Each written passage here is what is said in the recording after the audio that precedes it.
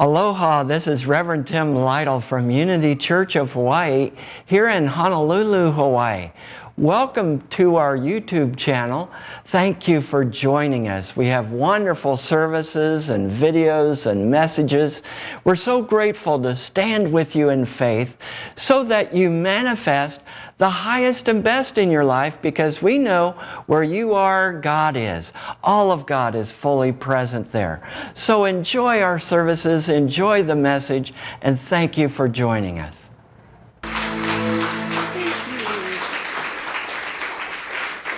Yes, indeed, there is only love.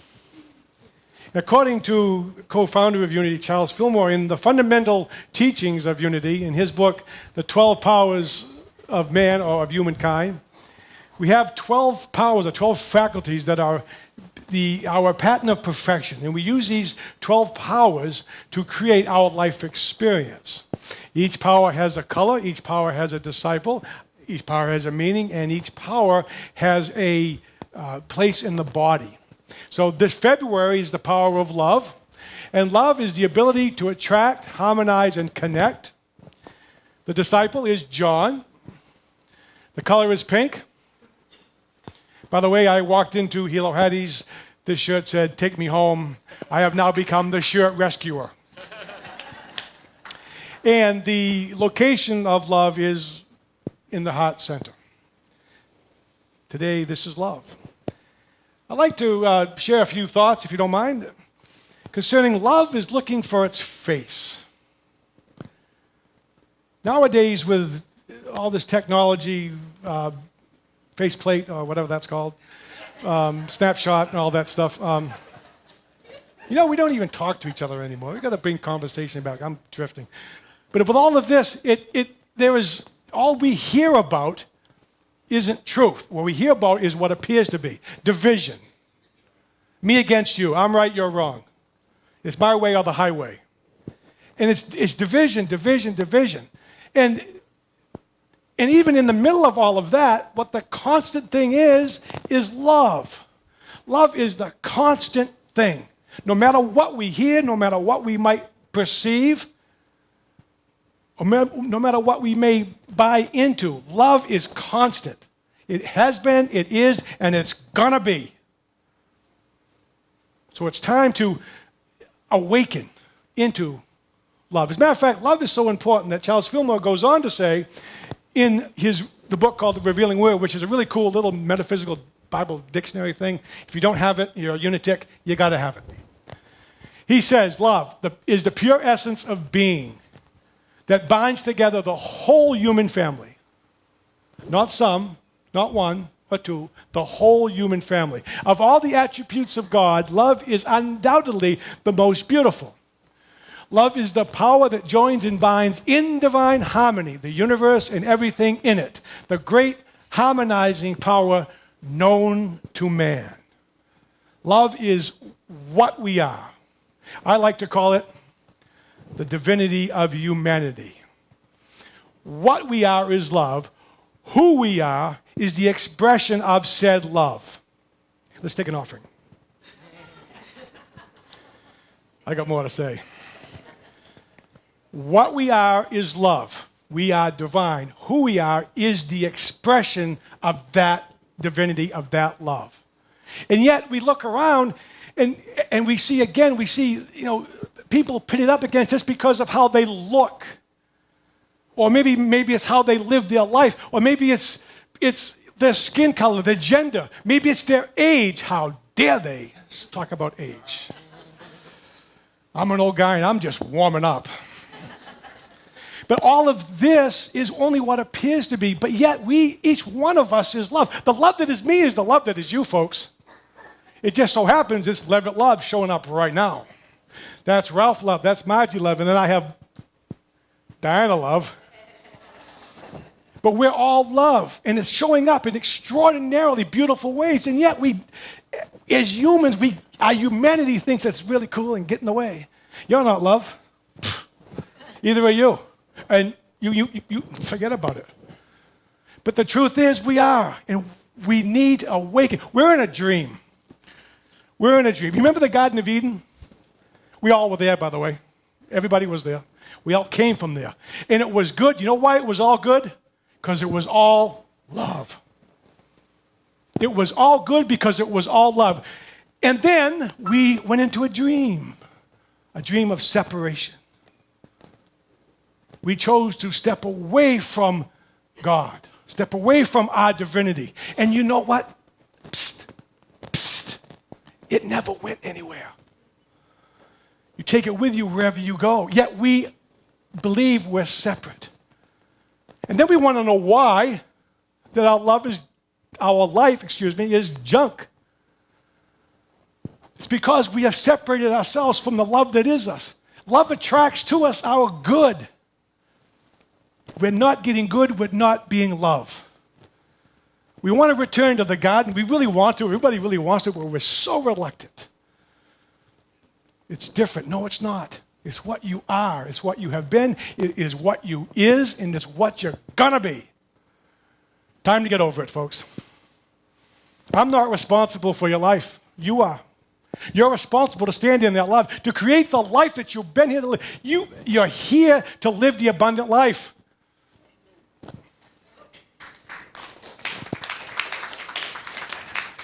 That is why we are here. We are here to be the expressions of love that is us. That's it. And we get in the way. Gosh, we get in the way. It's great fun to watch, but it really isn't much fun for us. And we got to understand that this isn't difficult. This is not difficult. We make it difficult because we deem it to be hard. You know what? What you deem shall come to be. I do not deem anything, no matter how challenging it is. I deem everything, and those that know me know this. I deem it to be fun, friendly, wonder-filled, and all done with ease and grace. And I'm standing in front of you and telling you that it is. The gigantic challenge that's in front of me is just done. Because remember, every challenge is just the threshold of success. And yet we get in the way. We get in the way. I'm not getting in the way anymore. This is what you get. Leavitt love. Okay, now you might ask the question, well, what are we to do? I'm so glad that you asked. All questions are pretty much answered in the Bible. We at Unity believes this is the evolution of man's consciousness. You and I are everything in this, every place, every person, every situation. And it just so happens that from the good news of John, who is the disciple of love, I'm brilliant.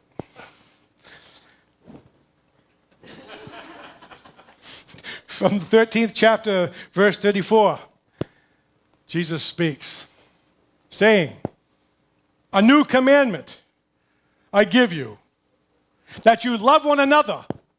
Huh? Oh, it doesn't say that. Oops. That's a human thing. A new commandment I give you, that you love one another just as I have loved you, that you also love one another. This would be love as we are loved. And you know what we got to do first? Folks, I probably said this 100 times, 1,000 times. It's an inside job. If I don't love me, there is absolutely no way I can love any of you. So love as we are loved means that God loves us no matter what. Does not matter what we've done, did, or going to do. Okay? That doesn't matter. What does matter is what we done, did, or going to do will affect our thoughts, words, and actions, will come into expression as our life experience. So I go back, we are responsible for it. I'm not responsible for your life experience. You're not responsible for mine. Each one of us is responsible, although we'd like to say it's your fault. Or it's you did that. No, life happens through me, not to me. No one and nothing is against me. No one can diminish me but me. And I'm done doing that as well. I'm done doing that as well. So we gotta love as we are loved. Loving ourselves first. Okay, here we go. We're going to love ourselves up right now. Repeat after me, please. I love me. I love me. All of me. All of me. Not only the parts that are happy and sad, Not only the parts that are happy, but also the parts that are mad and glad. also the parts that are mad and glad. I love me. I love me. I love all of me. I love all of me. Congratulations, you have now completed Love 101. You have loved yourself, so guess what you can do now? Love each other. And that's the commandment, is to see the love in each one of us. It connects us as one. It is the connection, one family, one love. And yet, what do? We see something other than that. We like to blame somebody. You made me mad. Well, no, you didn't. Your behavior did. Now, if I were to say that to my beloved here, Mary, you made me mad. What we're going to do is we're going to fight about that. However, if I behold the love that is her and say, you know, Tony, the love that is you beholds and loves the love that is me. And what you said has left me feeling bad. You cannot argue a feeling I'm having. Now, we have said truth, love to love. I've spoken an observation, made a request. We can have a conversation about this. Now, behavior can or cannot change. But it's a conversation. It isn't an argument or debate, which is win-lose. And you've heard me say that. Folks, we need to go back to conversation. I'm bringing back the oral tradition, to the heck with it. I'm going away now. Spirit just said to bring back the oral tradition. I think we should just sit down and chat. Can you imagine what we would get done if we just sat down and chatted? How about if the world leaders just got down and had a talk? They would discover they're far more alike than different, and maybe, just maybe, we'd get along. What a concept. Just saying, if you're listening to anybody across the world, everywhere. But we are to love as we are loved. And in doing that, we bring into this experience heaven on earth, what I like to call the joy of living. It's the abundant life, when we love as we are loved, ourselves first and then each other. It's a love that is unceasing. It is a love that is without question. And it is a love without condition. And speaking of unconditional love, I'd like to tell you a story. Story of Nigel. Nigel's really cool. Nigel, I think, like Jesus, had the understanding of his divinity and of what love was him. Love was what he was. And he loved because he knew that love loves. Love knows nothing but love. It loves because it loves. It's love. And Nigel loved like there's no tomorrow. He really knew what he was, and he expressed it in every moment. He found a beloved. Oh, and he loved on this beloved. Woo-hoo. Built a home. Nice home for his beloved. Took care of his beloved with food and with shelter and loved on his beloved unceasingly, because love loves. He knew what he was, and he expressed what he was. An extraordinary expression of love. And he loved unconditionally, without question, and unceasingly, right up to the day that he died. Oh, and by the way, this is Nigel. Nigel is what's called a gannet. It's a seabird. And our friends down under would probably know this. There was a bunch of conservationists, wildlife friends and folks, and they wanted to re-inhabit Mana Island off New Zealand with gannet. They had been there, they left. So what they did was they threw around some gannet poop, guano, and they played gannet yakking in hoping to get gannets. And then they thought, well, nobody was coming, so then they thought, well, let's do this. Let's make concrete decoys. And you know what? That's Nigel's beloved. Was one of those decoys. One of those decoys he built a nest around, furnished the nest, kept the nest going, brought food to his concrete beloved, groomed his concrete beloved, loved his concrete beloved without question, unceasingly, until he died. Now, the observer might see that this is really odd. Not getting anything in return. Getting in return, what he got was the knowing that he was love and he was here to express love. That was what he got. And that's what he did. A bird. A bird is showing us, wait, he's my hero now. Nigel's the dude. He got it and he did it. He expressed the love that was him in every moment. And I'm telling you, folks, if Nigel the Gannet can do this, you know what? We can too.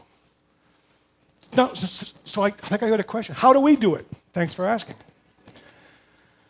You know me, I love affirmations. Now, in your bulletin, hopefully, you got a yellow, a pink. That was a quiz for you guys. A pink card. Does everybody have a pink card? This is real important. For you love streamers, if you don't have a mirror handy, take out your phone. And if you can see yourself in the screen, that's really cool. If you can't, turn on your camera, turn it around so you can see you. Okay? So you can see you. Now, on this pink card is a mirror. You know what, folks? We might not tell the truth to each other, but what you're not able to do is lie to yourself. So I got a mirror. Everybody has a mirror. So if you can, find yourself in the mirror. The affirmations, we have two. They'll be up on the screen, but I'm going to speak them, so just speak them after me, okay? But look in the mirror. Look at yourself. Look at yourself, and let's say the first one, please. Together, I am love. I am love. Look at yourself again. Say that. I am love. I am love. One more time. I am love. Now, I got another homework for you. Whenever you see your reflection, be it in a window or in a mirror outside, anywhere, I want you to say, I am love. You walk by a mirror, I am love. You walk by a reflection, I am love. You want to put that so deep in your subconscious that you don't know nothing else other than you are love. And in expressing that love, the abundant life. Now, number two, look in the mirror. Look at yourself. By the way, I mentioned this at the first class. I'm a pretty guy. Okay, repeat after me. My thoughts, actions, and words mirror the love I am. Take a breath into that. Because remember, your thoughts, your actions, and your words will, did I mention will become your life experience. Oh, guess what? Love has found its face. It is you and it is me. And oh, by the way, by doing those affirmations, you have now enlisted into God's army of love. And if you would be so kind as to stand as you are able, because I would like to invite you to now march in the love march. Sergeant Major Whitaker, Drill Sergeants Kelly and Farmer, post. Church, attend. Truth about peace. Forward, heart. Here we go. Here we go. Here to love. Here to love. On this earth. On this earth. Show your worth. Show your worth. Here to love. Here to love. All the way. All the way. Every day. Every day. Love to love to love, love steady. Love to love to love, love steady. Always, always, always ready. Always, always, always ready. Love. Love. Always. Always. Love. Love. Always. Always. Love to love to love, love steady. Love to love to love, love steady. Hoorah! Hoorah!